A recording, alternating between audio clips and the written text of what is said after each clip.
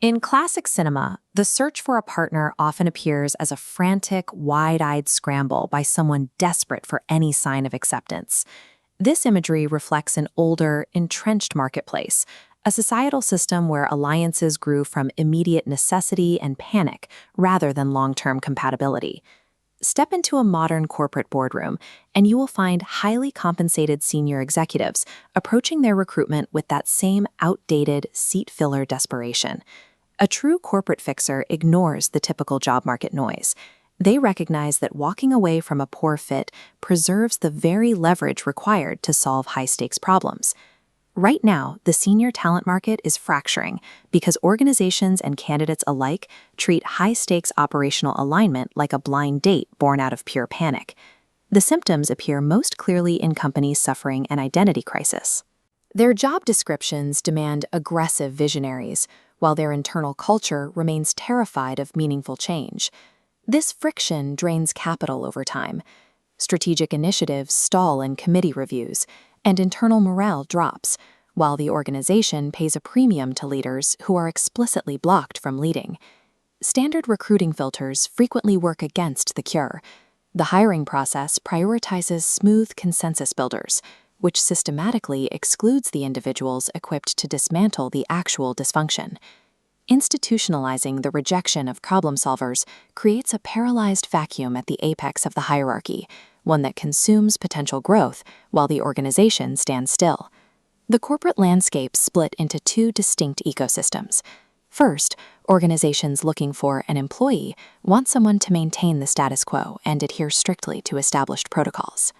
Conversely, companies desperate for a result are usually losing market share or facing an existential threat that standard management cannot survive. The daily operational metrics of these two environments are inverted. One measures success by adherence to process, the other measures it by how quickly you can stop the bleeding. Diagnosing whether a board wants a passive seat warmer or a trauma surgeon is the single most vital survival skill an incoming executive can possess.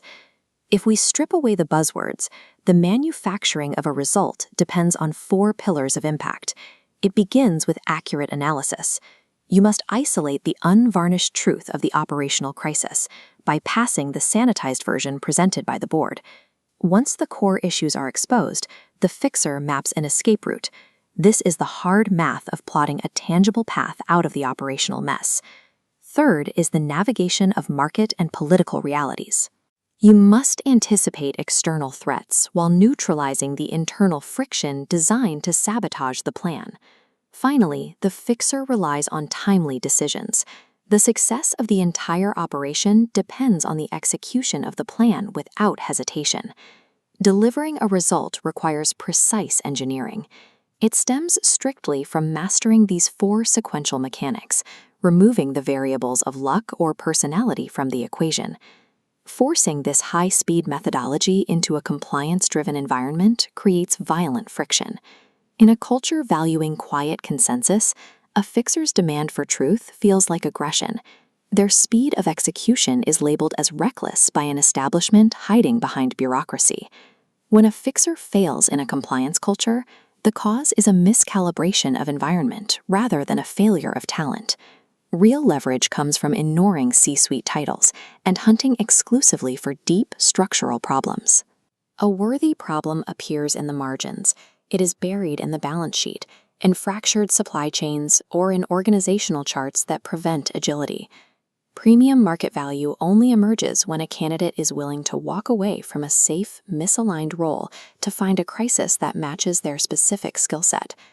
If an organization wants a compliant subordinate to maintain a comfortable illusion, they should avoid making the call. Engagement only makes sense if the organization faces a severe, quantifiable threat that requires immediate intervention.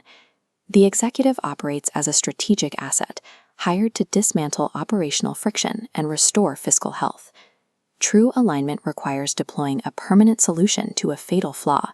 It replaces the practice of filling an empty chair with the practice of achieving operational recovery.